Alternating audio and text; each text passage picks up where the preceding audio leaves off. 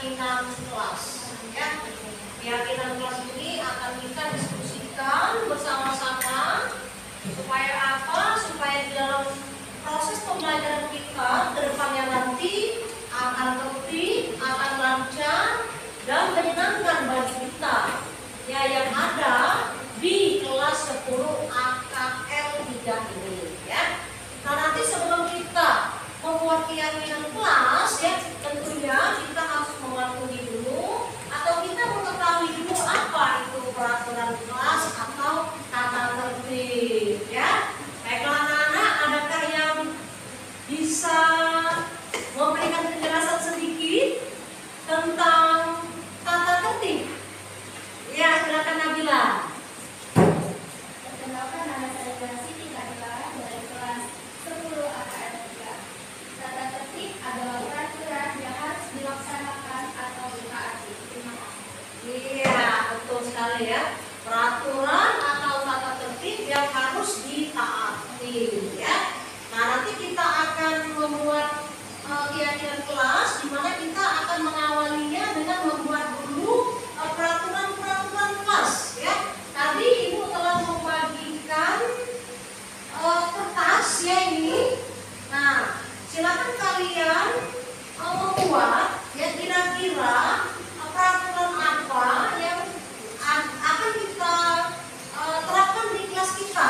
Silakan kalian mengeluarkan ide kalian atau pendapat kalian di kertas ini. Nah, nanti setelah kalian menulis ya kira-kira peraturan apa yang akan kalian inginkan di kelas kita, silakan nanti kalian tempel ya di karton yang telah Ibu sediakan di papan tulis ini. Bagaimana anak-anak? Mengerti anak-anak kira-kira apa yang saya sampaikan tadi? Iya. Baiklah, silakan ditulis ya. Kira-kira peraturan apa yang kalian inginkan di kelas kita? Silakan ditulis anak-anak. Satu saja ya. Satu saja membuat tentang peraturan kelas yang kalian inginkan. Yang namanya nggak usah dibuat ya, dikosongkan saja namanya. Kalau sudah, silakan ditempelkan di sini ya. Ya, ditempelkan di sini. Silakan. Boleh? Siapa yang sudah boleh? Boleh menempelkan ke depan. Singkat saja ya, nggak usah panjang-panjang. Ada yang sini ya, dari atas ya.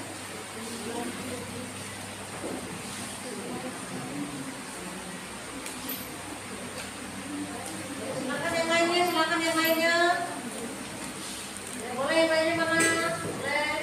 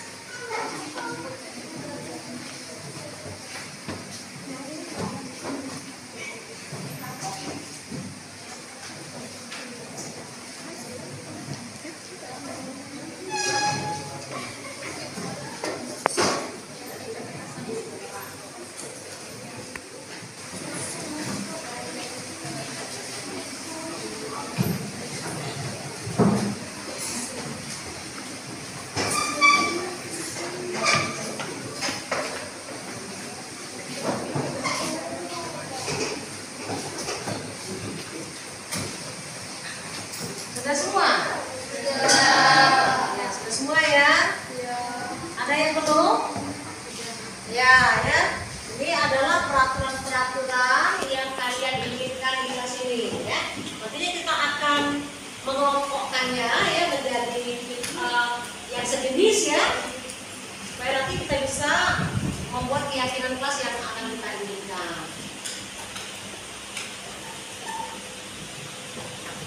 Baiklah anak-anak, kita sudah menempelkan ini tadi ya. Sekarang selanjutnya kita akan mengelompokkan ya peraturan-peraturan kelas yang kalian buat tadi supaya dia sejenis ya. Ibu minta Cigaro saja untuk membantu mengelompokkan peraturan-peraturan kelas itu menjadi sejenis. Silakan. Oke, silakan ya. Dikelompokkan dulu dijali.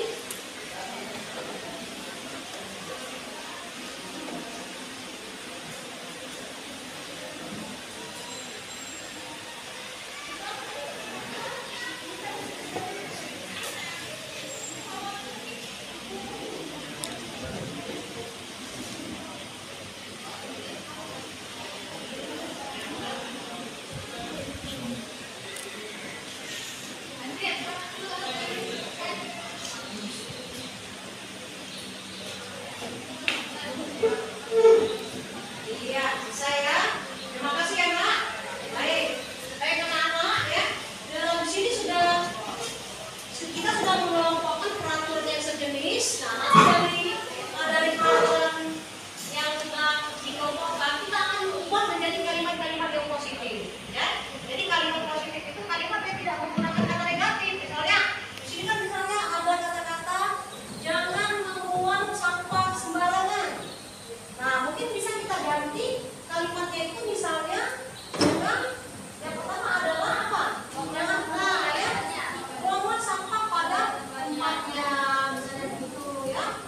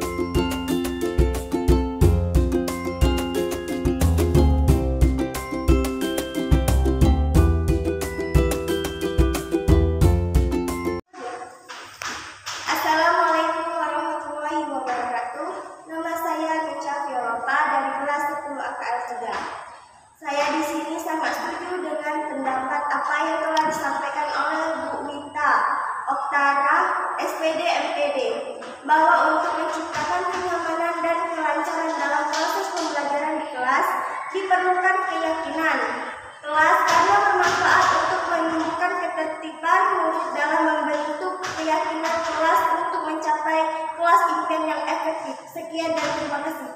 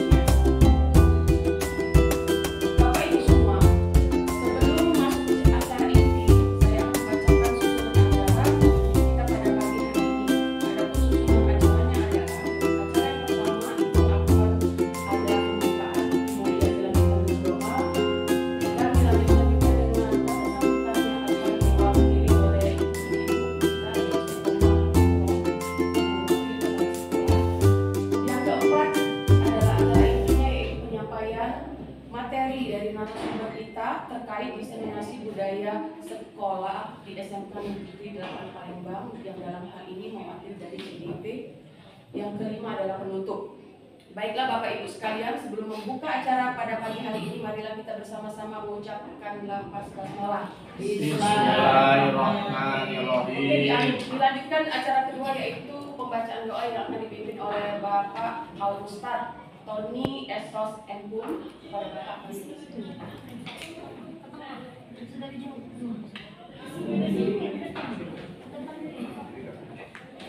Marilah Bapak Ibu kita bersama-sama menyiapkan doa kepada Allah Subhanahu wa taala, semoga apa yang kita hajatkan. Bismillahirrahmanirrahim. Ila hadratin nabiyina Muhammad sallallahu alaihi wasallam wa alihi washabbihi ajma'in wa ila khususan hadiniya fi hadzal majlis dalam acara aksi nyata diseminasi budaya positif di SMK Negeri 8 Palembang bil barakati suratul Fatihah wal karamati suratul Fatihah wa bil mu'jizati suratul Fatihah sayulillahi lahul Fatihah. A'udzu billahi minasyaitonir rajim. Bismillahirrahmanirrahim. Alhamdulillahi rabbil alamin arrahmanir rahim maliki yaumiddin iyyaka na'budu wa iyyaka nasta'in ihdinas siratal mustaqim siratal ladzina an'amta 'alaihim ghairil maghdubi 'alaihim waladdallin. Amin. Allahumma salli wa sallim ala sayyidina Muhammadin wa ala alihi wa sahbihi ajma'in. Alhamdulillahi rabbil alamin.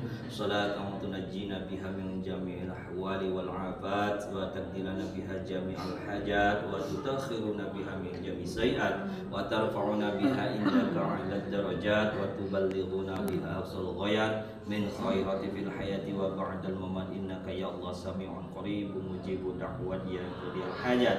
Wa may yattaqillaha yaj'al lahu makhrajan wa yarzuqhu min حيث لا يحتسب ومن يتوكل على الله فهو حسبه إن الله بالغ أمره قد جعل الله لكل شيء قدرا بسم الله توكلت على الله لا حول ولا قوة إلا بالله العلي العظيم اللهم اغفر لنا ذنوبنا والذنوب ولوالدينا وارحمهما كما ربيانا صغارا ربنا ظلمنا أنفسنا وإن لم تغفر لنا وترحمنا لنكون من الخاسرين ربنا يا الله آتنا في الدنيا حسنة وفي الآخرة حسنة وقنا عذاب النار وصلى الله على سيدنا محمد وعلى آله وصحبه أجمعين والحمد لله رب العالمين. صدق الله.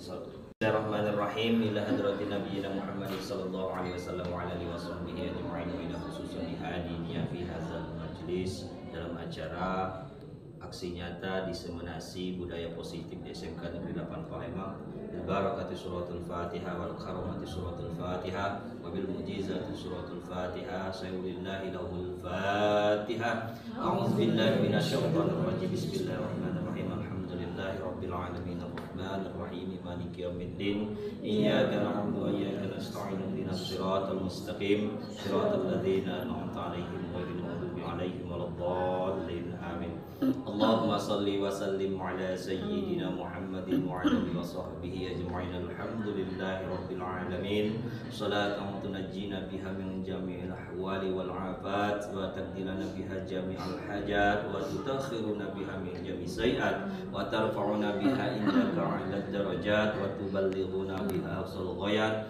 min khairati fil hayati wa ba'dal mamat innaka ya Allah sami'un qaribun mujibud da'wat ya qadiyal hajat wa may yattaqillaha yaj'al lahu makhrajan wa yarzuqhu min haitsu la yahtasib wa may yatawakkal 'ala Allah fa huwa hasbuhu innallaha balighu amri qad ja'ala Allahu likulli shay'in qadra bismillah tawakkaltu 'ala Allah la haula wa la quwwata illa billahil 'aliyyil 'azim Allahumma ighfir lana dhunubana wadh-dhunuba wa liwalidayna warhamhuma kama rabbayana صغارا ربنا ظلمنا أنفسنا وإن لم تغفر لنا وترحمنا لنكون من الخاسرين ربنا يا الله آتنا في الدنيا حسنة وفي الآخرة حسنة وقنا عذاب النار وصلى الله على سيدنا محمد وعلى آله وصحبه أجمعين والحمد لله رب العالمين. صدق الله. Kesempatan ini semua Bapak Ibu guru yang diberikan tugas untuk hadir dalam acara diseminasi budaya positif di SMK Negeri 8 Palembang secara resmi kita kolaborasikan di penemuan-penemuan yang ada di SMK Negeri 8 Palembang. Tujuannya tentu Bapak Ibu dalam rangka pengembangan sekolah, pengembangan kita bersama demi mencapai visi misi sekolah yang berpusat kepada siswa atau peserta didik. Dan harapan berikutnya Bapak Ibu kami mewakili dari pimpinan sekolah ini agar kiranya nanti program calon guru penggerak di SMK 8 ini akan muncul lagi calon guru penggerak berikutnya karena inilah motivasi kita untuk pengembangan berkembang untuk mencari siasat, mencari solusi bagaimana menerapkan budaya yang positif yang tepat untuk siswa-siswa di SMK 8 karena saya yakin Bapak Ibu pelaku utama di sekolah ini dan juga aktivitas sekolah ada dari Bapak Ibu guru piket, ada Bapak Ibu dari wali kelas, mungkin evaluasi yang didapat selama ini penemuan kita bisa kita diskusikan dalam mencari siasat tadi, trik bagaimana mengatasi siswa-siswa kita yang nanti akan dikolaborasikan dari diseminasi atau pengimbasan yang sudah diterima oleh Ibu Okwita, doktora dari pusat, ada materinya bagaimana budaya positif yang didapat dari kementerian dan akan kita kolaborasikan penemuan-penemuan yang ada di SMK Negeri 8 Palembang. Tujuannya tentu Bapak Ibu dalam rangka pengembangan sekolah, pengembangan kita bersama demi mencapai visi misi sekolah yang berpusat kepada siswa atau peserta didik. Dan harapan berikutnya Bapak Ibu kami mewakili dari pimpinan sekolah ini agar kiranya nanti program calon guru penggerak di SMK 8 ini akan muncul lagi calon guru penggerak berikutnya, karena inilah motivasi kita untuk pengembangan diri yang sudah diluncurkan dari kementerian, yaitu mengikuti program ini dalam rangka pengembangan diri. Untuk selanjutnya, pengembangan diri itu mungkin bisa dijadikan dasar menjadi kepala sekolah maupun pengawas sekolah. Bapak Ibu, mohon kiranya nanti diskusi ini yang akan dipimpin oleh Ibu Wita, silahkan diskusikan dengan sebaik mungkin agar menjadi dasar untuk diterapkan di SMK Negeri 8 Palembang. Mungkin itu saja pembukaan dari kami, Bapak Ibu. Untuk acara desiminasi budaya positif di SMK Negeri 8 Palembang secara resmi saya buka.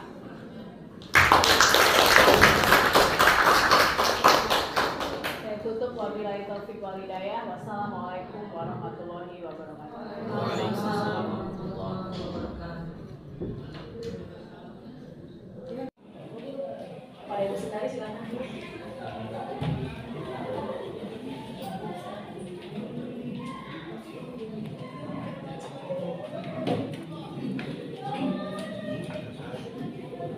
Kita melakukan yel-yel terlebih dahulu. Kita melakukan yel-yel SMK Negeri 8 Palembang. Oke. SMK Bisa. SMK Hebat. SMK Bisa. Hebat. SMK Negeri 8 Palembang Cerdas, berkualitas, dan profesional.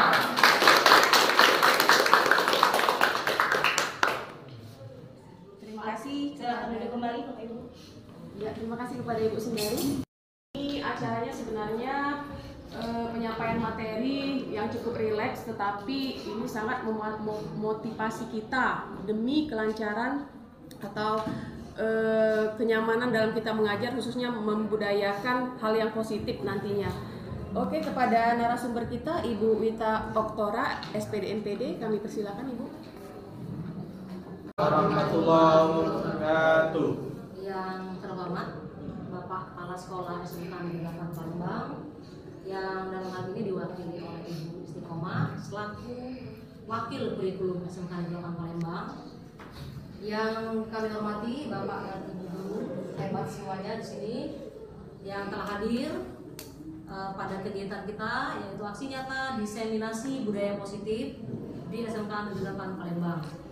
Spesial khusus kepada Ibu Istiqomah ya, yang telah memberikan izin kepada saya juga fasilitas di SMK Negeri 8 Palembang ini dalam rangkaian kegiatan aksi nyata saya dalam program Guru Penggerak Angkatan 8 Kota Palembang. Sekali lagi Ibu, kami mengucapkan terima kasih yang sebesar-besarnya kepada Ibu.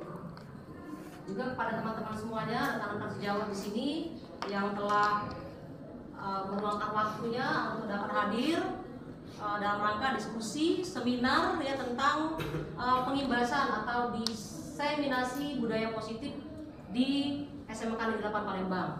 Bapak Ibu yang kami hormati, sebetulnya saya ada slide ya, tapi karena ada sesuatu kendala mati lampu, jadi saya tidak bisa menayangkan slide.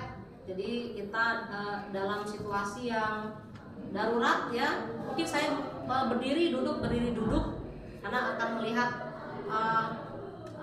runtutan daripada acara kita pada siang hari ini. Baik Bapak Ibu, saya izin duduk ya. Adapun materi pengimbasan yang akan saya lakukan pada siang hari ini adalah tentang budaya positif. Di mana budaya positif ini Bapak Ibu akan ada 5 poin pokok yang akan saya sampaikan. Yang pertama adalah disiplin positif.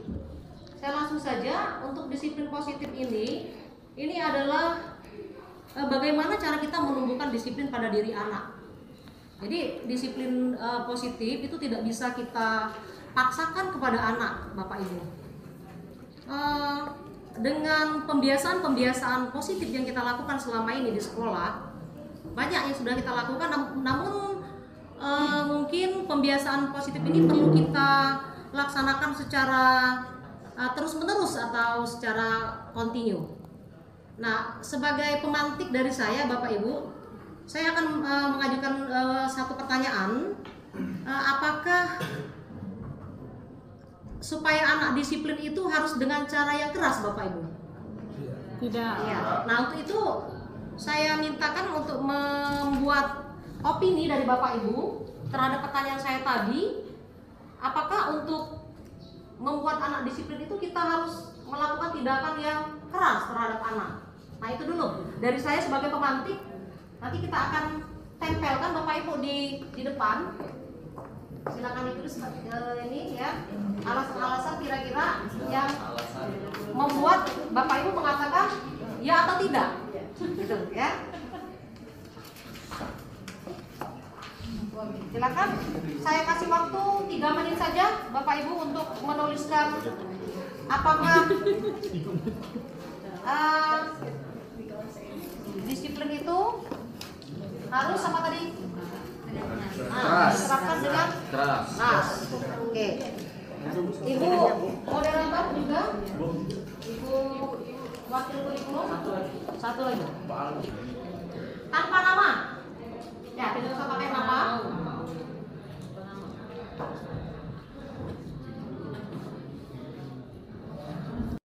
Tetapi dengan cara pendekatan langsung ke siswa.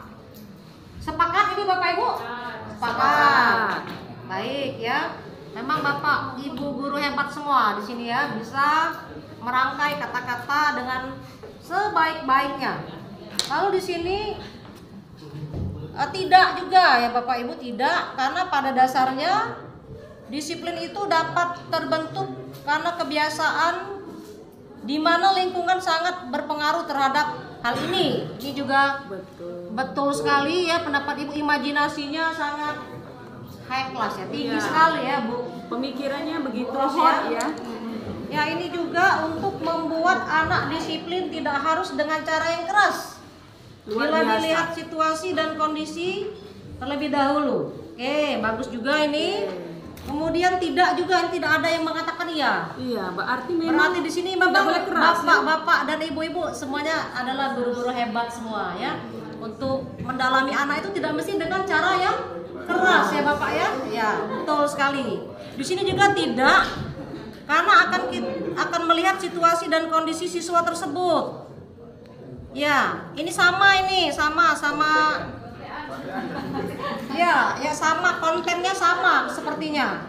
Ini tidak mesti keras, tergantung situasi atau keadaan sekolah. Dan ini juga tidak harus keras, jadi harus lembut-lembut ya. Berarti rata-rata jawabannya Bu ya nggak ada yang Setipe Bu, ya Bu moderator ya, setipe sepertinya ini. Ini juga tidak. Oke, baik. Nah, tapi dari sini saya perhatikan ini belum ada yang memberikan alasan ya, alasan kenapa di dalam melakukan pembiasaan untuk hidup disiplin itu tidak harus keras. Ayo Bapak Ibu silakan, ada yang mau beropini, berpendapat silakan. Silakan. Raise hand, boleh tunjuk tangan. Silakan, ada yang beropini. Please raise. Di sini rata-rata jawabannya tidak. Nah, silakan Pak. Pak Marpensi, silakan mengomentari tidak harus keras tadi ya Bapak ya.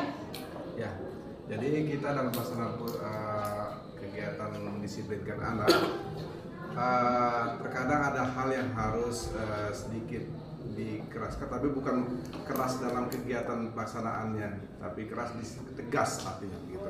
Nah, kalau untuk anak kita tidak harus keras, karena anak-anak itu adalah punya potensi. Jadi kita tinggal menggali potensinya saja. Kita sebagai guru, kita harus bisa mendekati anak tersebut agar dia menjadi lebih berada di situ. Kemudian yang kedua, kita harus memberikan contoh bagaimana anak-anak kita memberikan anak disiplin karena kita sendiri tidak disiplin. Jadi dengan adanya contoh, mereka akan melihat, oh Bapak disiplin, saya harus disiplin juga. Itu dari saya. Terima kasih. Iya, betul sekali ya Pak Marpensi ya. Jadi memang bila kita melakukan pendekatan terhadap anak dengan melakukan suatu kekerasan, maka yang akan ada nanti di memori dia itu akan teringat terus Bapak Ibu terhadap kita, dendam ya. Jadi kalau di dalam kajian guru penggerak itu namanya ada fenomena gunung es ya Bapak ya. Nah jadi dia akan teringat terus itu kejadian-kejadian negatif maupun positif. Jadi apapun kegiatan yang kita alami ketika kita berada di dalam lingkungan pendidikan, apakah kita dari SD ya, dari SD, kemudian dari SMP, dari SMA, bahkan pada saat kita berada di bangku kuliah, itu akan membekas di dalam benak kita. Perlakuan dari Bapak Ibu guru kita sebelumnya ini akan membekas. Apakah dia positif atau negatif? Jadi ini betul-betul terjadi di lingkungan sekolah yang berada di Indonesia, Bapak Ibu ya. Jadi perlakuan positif misalnya, kita memberikan motivasi, semangat kepada anak untuk mengembangkan ide-ide yang ada di dalam diri dia, ini sangat membekas di dalam hatinya dan akan teringat dia sampai dia dewasa, bahkan dia sampai tua ya. Dan begitu juga kenangan-kenangan negatif, itu kenangan negatif misalnya kita menghukum atau menghardik atau kita memperlakukan anak didik itu dengan tidak baik, maka dia akan membekas juga di dalam diri dia. Itulah yang dikatakan manusia itu adalah manusia yang memang memerlukan 5 kebutuhan. Jadi kita sebagai manusia ini tidak hanya memerlukan kebutuhan bertahan hidup ya, kemudian kebutuhan survive, kemudian kesenangan ya. Banyak sekali kebutuhan-kebutuhan yang dibutuhkan oleh manusia, terutama anak didik kita Bapak Ibu. Izin lagi saya duduk. Jadi di dalam guru penggerak terdapat 5 kebutuhan, yaitu kebutuhan penguasaan. Ini penguasaan akan materi Bapak Ibu ya. Jadi materi pelajaran di sekolah kita kaitkan dengan keadaan anak, dia membutuhkan itu untuk mengerti terhadap materi yang disampaikan oleh Bapak Ibu gurunya. Kebutuhan yang kedua adalah kebutuhan kasih sayang. Jadi menurut ahli dari para pemikir-pemikir tentang kebutuhan, kasih sayang juga merupakan kebutuhan yang dibutuhkan oleh anak didik. Jadi kita harus menumbuhkan betul-betul kasih sayang kepada anak ya, dengan perlakuan kita ya. Mungkin dalam proses pembelajaran kita bisa memberikan kasih sayang itu. Selain kasih sayang juga kebebasan. Jadi anak-anak itu sebenarnya memiliki kemauan untuk bebas ya, bebas di dalam menentukan pilihannya, kemudian bebas dalam mengajukan argumen dia. Jadi kita tidak bisa memaksakan anak dengan konsep kita gitu ya. Misalnya konsep kita untuk cara belajar dia kan dia punya metode sendiri. Mungkin ada seorang anak itu yang sukanya belajar dengan musik. Nah, itu tidak apa-apa sebetulnya. Kita arahkan dia begitu. Juga ada anak yang mungkin kalau dia belajar itu maunya yang tenang. Nah, jadi kita juga berikan kebebasan kepada anak. Yang penting kebebasan anak itu terkontrol oleh kita ya. Terkontrol, tidak mengarah kepada hal-hal yang negatif. Jadi kalau sekarang ini kan mudah sekali bagi anak itu untuk menerima yang positif maupun menerima yang negatif, tergantung daripada kita sebagai guru untuk mendorongnya ya. Itu filosofi daripada Ki Hajar Dewantara ya, Tuku Uri Handayani. Kita harus mendorong anak itu sebaik-baiknya, karena memang potensi anak itu sebetulnya besar sekali, dimana kita memang sebagai guru harus mengeluarkan potensi itu. Secara kasat mata terlihat potensi itu Bapak Ibu hanya 12% saja yang ada di dalam sehari-hari kita lihat. Nah, kemana 88% daripada kemauan anak ya, kehebatan anak itu? Itu ada pada tugas kita sebagai guru untuk membangkitkan bagaimana anak bisa berkreasi tadi. Alhamdulillah Bapak Ibu, acara kita bisa lanjutkan karena baru hidup lampunya ya Bapak Ibu ya. Baiklah. Kepada Ibu Wita silakan dilanjutkan Ibu. Baik, terima kasih Ibu Rosmaidi. Bapak Ibu guru yang hebat, kita lanjutkan kembali materi kita tentang posisi kontrol daripada seorang guru. Posisi kontrol seorang guru itu ada 5 Bapak Ibu. Yang pertama adalah menghukum. kemudian pembuat rasa bersalah, kemudian posisi teman, posisi pemantau, dan manajer. Nah, dari 5 posisi kontrol yang ada satu Bapak Ibu yang sebaiknya kita lakukan di dalam proses kegiatan belajar mengajar di sekolah. Yang jelas Bapak Ibu, kalau kita memperlakukan anak itu sebagai posisi teman, maka wibawa kita sebagai guru biasanya akan kurang dihormati. Gitu ya, kalau kita memperlakukan peserta didik di posisi kontrol sebagai teman. Kemudian juga kalau dia posisi penghukum, ini ada korelasinya dengan pertanyaan yang pertama tadi Bapak Ibu, yaitu apakah di dalam menerapkan disiplin positif itu harus dengan cara yang keras. Nah, sebenarnya ini sangat ada korelasinya dengan yang penghukum tadi, Nah, tadi sudah dibahas oleh Bapak Pensi tadi ya Pak. Ini kalau bisa kita hindari Bapak Ibu ya, posisi kontrol kita sebagai seorang penghukum. Karena apa? Karena itu akan membekas di dalam peserta didik. Ada rasa dendam sama anak itu, dan mungkin juga untuk perubahan tingkah laku yang terjadi itu tidak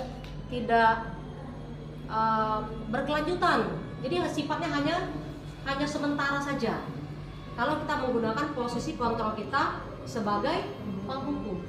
Jadi sebaiknya kita tidak menggunakan posisi kontrol sebagai penghukum. Juga sebagai teman, juga membuat rasa bersalah juga. Kalau kita memperlakukan peserta didik dengan membuat rasa bersalah, dia juga akan bertingkah laku itu selalu salah. Kadang-kadang dia akan minder, dan kepercayaan diri pada anak tersebut akan luntur kalau posisi kita sebagai rasa bersalah. Silakan Bapak Ibu untuk pertanyaan di sini, mana yang paling baik untuk kita sebagai guru dalam 5 posisi kontrol tersebut?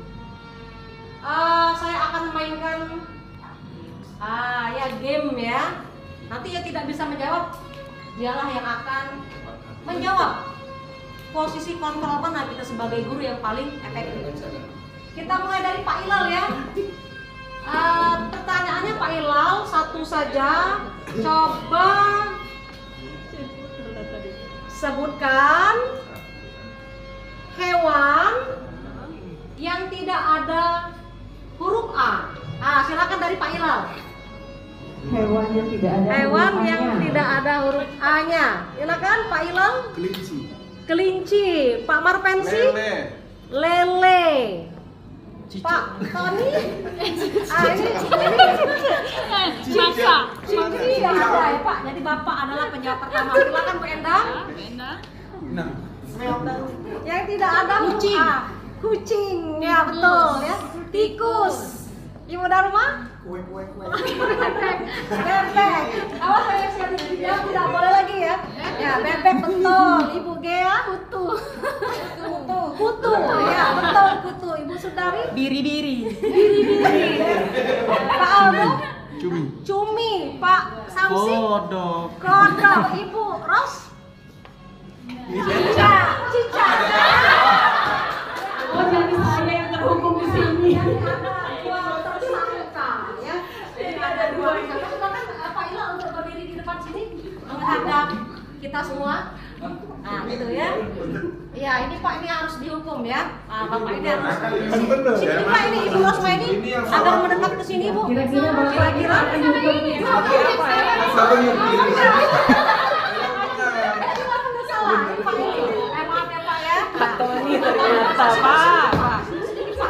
Nah ya.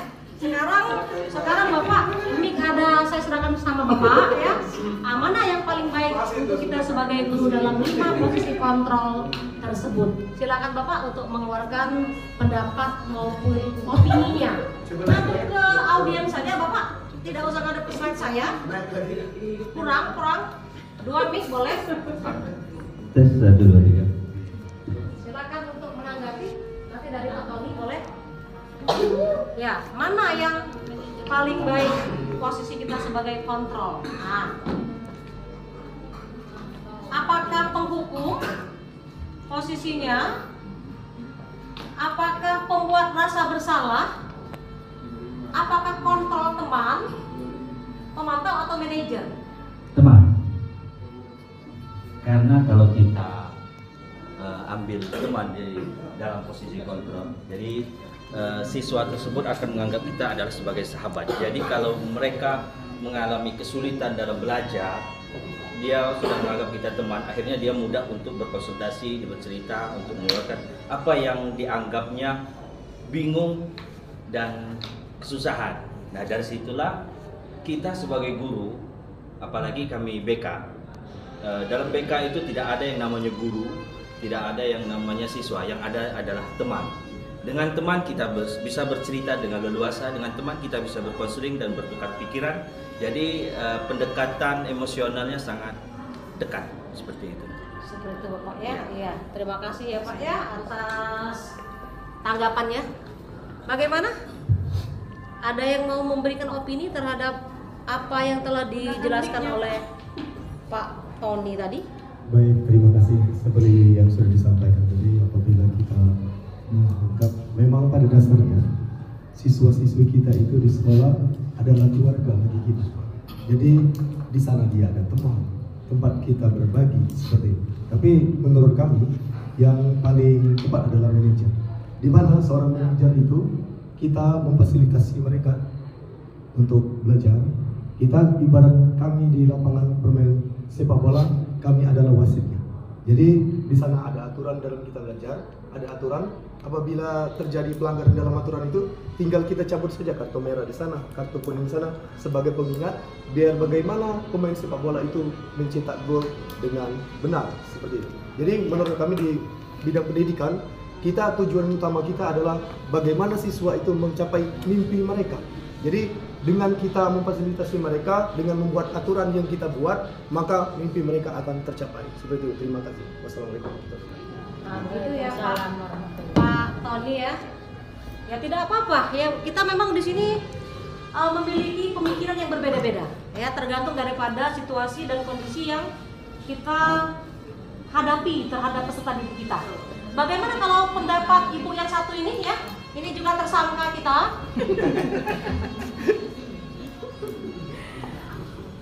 Oke, Bu Wita, terima kasih waktu dan kesempatannya. Menurut saya sebagai seorang guru terutama, ada jeda waktunya kapan kita menggunakan kontrol sebagai teman, ada jeda waktunya juga sebagai manajer atau pemantau. Artinya ini bisa kita gunakan dalam kita melakukan kegiatan belajar mengajar di luar situasi yang bisa diharapkan. Contoh, apabila kita mengajar, contohnya kita wali kelas nih, kalau kita tidak mampu mendidik atau mengarahkan anak ketika awal kita masuk kelas, maka akan buyar semuanya, akan tidak terarah anak tersebut.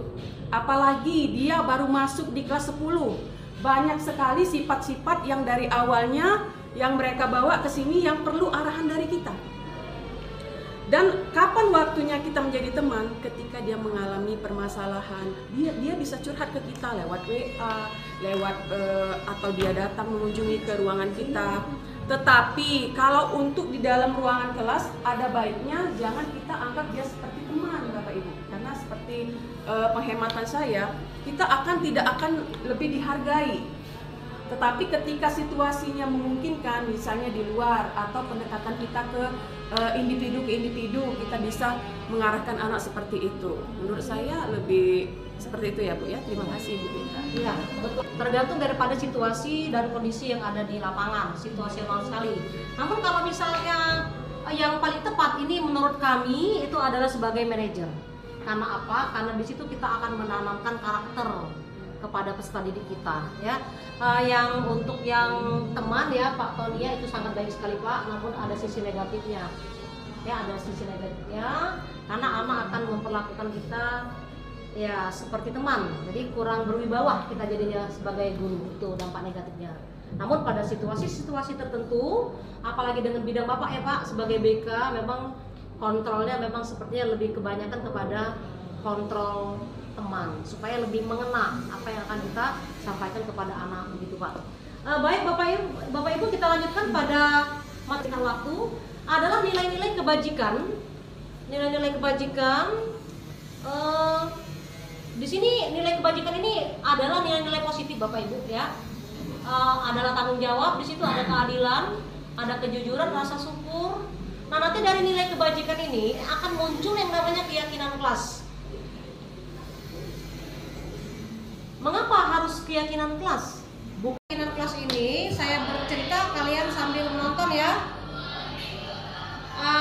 Sebelumnya kita mulai dulu dengan kebiasaan-kebiasaan positif yang telah saya paparkan tadi. Mungkin kita di P5-nya ya, profil Pancasilanya kita buka dengan akhlak yang mulia, dengan pembacaan doa. Nah, mungkin kita juga bisa menimbulkan keberanian daripada peserta didik. Kita memintakan kepada salah satu anak untuk memimpin doa, seperti pada video yang telah saya rangkum jadi satu ini. Ini ada anak yang memimpin doa, saya cepatkan sedikit. Nah, ini ya, ini adalah suatu kebiasaan positif yang kita katakan tadi, budaya positif Bapak Ibu. Sebenarnya banyak sekali budaya positif yang dapat kita lakukan. Ini adalah salah satu contohnya saja. Nah, bagaimana kemudian untuk pembuatan keyakinan kelas? Saya pertama-tama saya akan membagikan, nah ini yel-yel ya. Kita tadi sudah juga melakukan. Tadi dipimpin oleh Ibu Sundari ya, Bu Sundari ya. Nah, ini juga merupakan langkah-langkah untuk menghidupkan kefokusan anak ketika akan menerima materi dari Bapak Ibu guru. Jadi dia akan lebih fokus ya. Setelah itu saya membagikan ini tadi kertas. Saya bagikan kertas. Nanti anak-anak akan membuat suatu keinginannya, yang apa saja keinginannya terhadap kelas dia. Saya cepatkan sedikit. Oke. Nah, ini anak-anak sedang menulis ini. Anak-anak pada video itu lagi menulis apa yang dia inginkan di dalam KBM-nya. Nah, nanti yang dibuat anak-anak itu tidak mesti langsung di dalam kalimat positif. Kita bisa menggali ide anak itu semaunya mereka. Apakah dia mau mengatakan kalimat-kalimat yang ada negatifnya, itu tidak masalah. Nanti kita kumpulkan ke depan ini apa yang telah diisi anak. Seperti pada, nah itu Bapak Ibu ya tayangannya. Ini tidak ada aturan, anak harus menulis apa, itu terserahnya dia, maunya dia apa. Di sini yang dikatakan bebas, ya bebas berargumentasi. Nah ini. Jadi semua anak kita persilakan untuk mengisi apa yang ada di dalam pemikiran dia, di benak dia, untuk dapat belajar sesuai dengan keinginannya, kebebasan dia, ya. Kemudian kesenangan dia itu kita tampung. Nah, setelah selesai, saya cepatkan sedikit, Bapak Ibu. Langkah selanjutnya kita akan menggolongkan apa-apa yang ditulis anak ini menjadi hal yang mirip kita dekatkan. Nah ini, jadi sudah dibuat keyakinan kelas. Saya meminta bantuan kepada 3 anak ini untuk mendekatkan kira-kira yang mirip-mirip, kita kelompokkan jadi satu. Kemudian kita sebagai guru bisa menyimpulkan daripada kalimat-kalimat atau peraturan-peraturan yang ada menjadi kalimat positif, kita ubah. Kalimat negatif yang ada pada anak, katakanlah misalnya jangan mencoret dinding atau jangan membuang sampah sembarangan, itu bisa kita ubah kalimatnya Bapak Ibu menjadi kalimat positif. Nah, kira-kira kalimat positifnya kalau misalnya jangan membuang sampah sembarangan, kira-kira apa? Menurut Bapak Ibu pada tempatnya. Betul ya. Atau kalimat lain kira-kira buanglah sampah pada tempatnya, bisa yang lainnya? Jagalah kebersihan. Nah, itu yang disebut dengan keyakinan kelas. Nah, nanti setelah kita dekatkan semua yang opini anak itu menjadi beberapa poin. Kita singkat saja, itu tidak perlu banyak-banyak Bapak Ibu. Kalau misalnya ada 40 anak atau 30 anak, cukup kita rangkum menjadi beberapa kalimat positif. Nah, nanti kesepakatannya begini bentuknya, ditandatangani oleh anak. Nah, jadi kita sebagai guru menyimpulkan daripada kalimat positif tersebut, kemudian anak akan menandatangani kesepakatan yang ada. Nah, ini sudah proses penandatanganan yang dilakukan oleh anak. Ini akan kita abadikan seperti itu Bapak Ibu. Ya, saya tutup videonya, saya tunjukkan hasil daripada ini tadi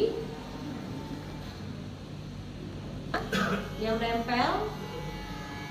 Kemudian ini penandatanganan Bapak Ibu. Jadi kalau dia melanggar, posisi dia melanggar, dia akan malu sendiri biasanya, ya. Karena ini adalah dari dalam, tidak ada paksaan dari kita sebagai guru. Mereka yang punya, mereka yang berkreasi, mereka yang punya inisiatif. Itu kemudian kita menyimpulkan di sini Bapak Ibu menyimpulkan. Nah, nanti setelahnya akan kita buatkan poster. Ini saya ambil contoh di 10 angka 1. Saya buat sebagai contoh saja ini di angka 3. Misalnya buanglah sampah pada tempatnya. Kemudian nanti kita foto bersama anak. Ini wajib bagi wali kelas di kurikulum Merdeka ini dibuat keyakinan kelas dengan urutan seperti itu tadi, ya, didokumentasikan sehingga nanti anak ketika mereka melanggar, kita akan memasuki materi terakhir ya Ibu tentang restitusi sebagai materi terakhir. Iya, restitusi. Tetapi kita harus paham dulu tentang keyakinan kelas ini, karena biasanya restitusi itu dilanggar daripada keyakinan kelas yang telah dibuat. Iya, maka saya letakkan untuk materi restitusi berada di terakhir. Ya. Segitiga restitusi. Ini adalah upaya kita sebagai guru ketika kita menjumpai anak yang keluar daripada jalur, Bapak Ibu. Ya, keluar jalur di sini misalnya kita menghadapi anak yang memiliki suatu masalah. Nah, ternyata kita ada langkah-langkahnya yang harus kita lakukan. Katakanlah kita ambil yang umum saja, kasus anak ini penerapan segitiga restitusi.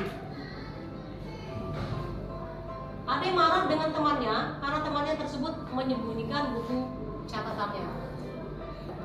Langkah apa yang kita lakukan sebagai guru untuk menyikapi anak yang melakukan kesalahan, tetapi dia harus kita kembalikan kepada komunitasnya.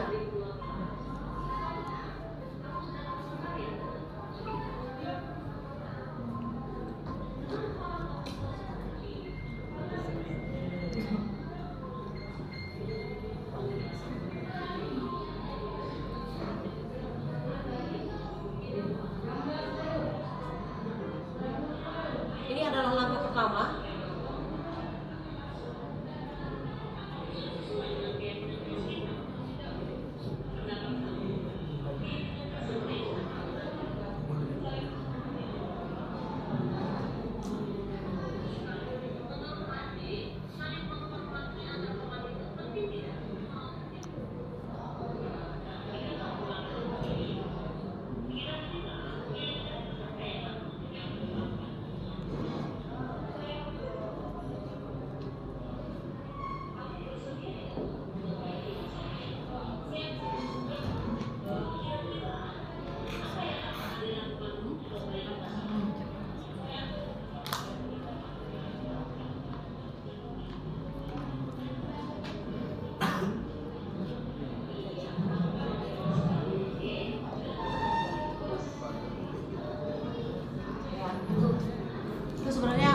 Restitusi yang saya maksud ya Bapak Ibu adalah 3 langkah yang harus kita lakukan. Nah, permasalahan yang paling umum yang kita dapati ya di dalam sekolah ini biasanya kasus guru piket. Nah, ya, guru piket yang menghadapi siswanya terlambat. Nah, jadi langkah yang kita lakukan yang pertama sekali adalah menstabilkan identitas terlebih dahulu Bapak Ibu. Jadi kita seharusnya tidak mengeluarkan kata-kata yang emosi tinggi. Seharusnya gitu di dalam segitiga restitusi ini kita tanyakan dulu. Nah, ini yang disebut dengan menstabilkan identitas. kenapa kamu datang terlambat? Nah, ya. Nanti dia akan punya opini sendiri. Oh, kalau kamu seperti itu, ya mungkin ibu juga akan melakukan kondisi yang sama seperti kamu. Seperti itu. Kita tanya. Itu untuk tahap daripada tahap menstabilkan identitas. Kemudian kita menanyakan keyakinan. Nah, ini keyakinan yang kita buat tadi Bapak Ibu. Kamu sudah punya keyakinan kelas kan? Nah, nanti dia akan merasa apa ya? Sadar diri atau malu dengan dirinya sendiri karena dia sudah melakukan pelanggaran terhadap keyakinan kelas yang sudah ditandatangani tadi. Nah, makanya itu sangat penting sekali adanya keyakinan kelas yang dibuat oleh para wali kelas. Ini momennya sangat tepat sekali untuk kita lakukan karena memang di tahun ajaran baru. Jadi saya himbau kepada Bapak Ibu semua, khususnya wali kelas, untuk dapat membuat keyakinan kelas tadi dengan proses-proses yang telah saya cantumkan tadi.